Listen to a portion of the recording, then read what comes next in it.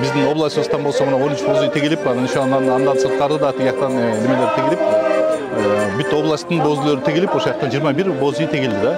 Ошол жактан болсо мына эртелен болсо саат 9-дан баштап туруп кечки саат 6-га чейин биякта ошо концерт болот. Бияктан ошол Кыргыз биздин республикасынан келген ырчыларыбыз бар.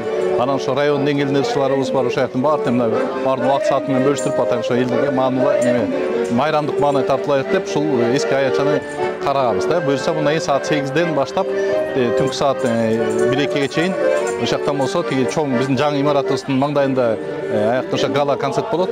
Ал жерде болсо мына чет мамлекеттен келген ырчыларыбыз да бар ошол жакка барып апта буюрса катышып ошол жактан элге да ушундай майрам тартылып атабыз да. Эгемендүүлүк майрамыбыз менен ошо чын жүрөктөн куттуктайм. Бул эгемендүүлүк майрам болсо аябай чоң майрам, себептен көп мамлекеттин баардыгы жүрөт, желеги жок, гимни жок.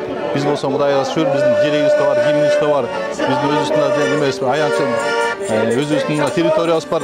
Ошол себептен ошо мен айта кетем, ошо биз баарыбызга тең ушундай эгемендүүлүк майрамыбыз дагы мындан да көптөгөн жетишкендик баарына жетише берелик. Ошо эгемендүүлүк майрамыбызды дагы жакшы ушинтип тозуп жүрө берелик буюрса.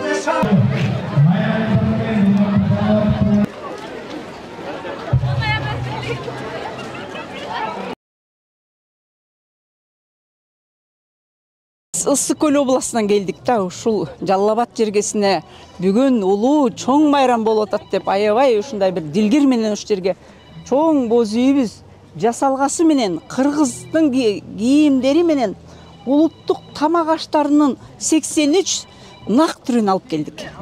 Бүгүн абдан сонун, абдан жакшы майрам болду. Элдин маанайы абдан жакшы, абдан сүйүндүк биз. Кубанычтуу күн болуп отурат. Тамак аштын унутта калып бараткан түрлөрүн алып келдик.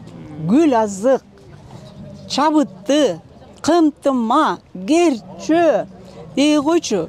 Кыргыздын унутта калып бараткан тамак аштарынын баарын азыркы кезде биз ушуну урунсак, ушуну жесек болот экен деп ошонун баарын алып келдик. Кирип ушул Тоғыз Тору районуна алып келген боз үйдүн ичиндеги жазалгаларыбыз менен да бир сыйра таанышып өтсөңүздөр. Ушул өзүбүздүн биздин райондун ичинен жазалып келип бүгүнкү ушул жерге дасторкон жайып жатабыз. Абдан кубанычтабыз ушул Жалал Абад областынын Жалал Абад шаарында ушу 34 жылдык Кыргыз Республикасынын эгемендик майрамы өтүп жатканга Тоғыз Тору районуна мына ар бир мекеме уюмдардан жана элдердин арасынан келип уюшкандыкта бир жакшы майрамдык маанай тартылып атабыз деп айтып кетмекчимин. Биз Нокен районунан келдик майрамга. Нокен районунун мамлекеттик администрациясы ушул боз үйдү тиктик, айыл өкмөттөрүбүз менен биргеликте. Анан бул жерге апаларыбыздын кол өнөрчүлүгүн жайдык. Азыр бир аз жыйып калдык. Негизинен биз өрмөк термелерге көңүл бурдук. Жалаң ошо терме, шалча, таар, чий менен согулган улуттук буюмдарга көңүл бурдук. Мынакей көп жылдардан бери сакталып турган могу жерде. Мынау буюмдарды булардын баалуулугу мынау мисал үчүн 100 жылдан бери сакталып турган баалуу буюмдар экен. Булардагы панолор илгерки апаларыбыз колдонгон панолор. Анан термелерди соккон бизде ошол Тоткан апабыздын бирикмеси жайып келди. Мондай мастер-класс көргөздүк жалпысынан.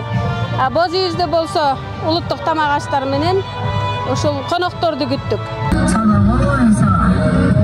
Eski gül saçını görüp, erkeletip, kırıklı yerde bakıp, borumu çetkizdi gerek.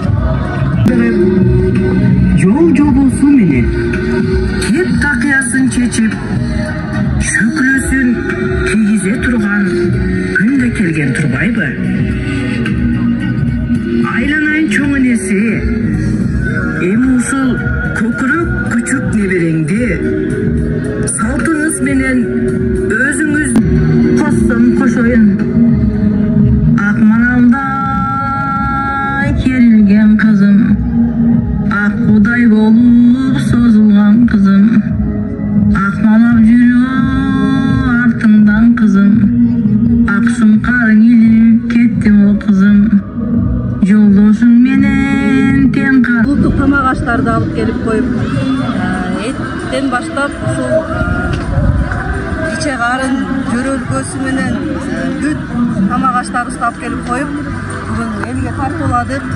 Бардык ушул жерде Жалал Абад облусунун тургундар жарандаары келип даам сызып кетишти. Биздин нарынын улуттук тамак аштарын, андан тышкары боз үйдүн ичине тамак ашы уюштуруп, ал жерге ошо түнөкөй жарандар кирип тамак ашыбыз тартып ооз тийип кетип атышты.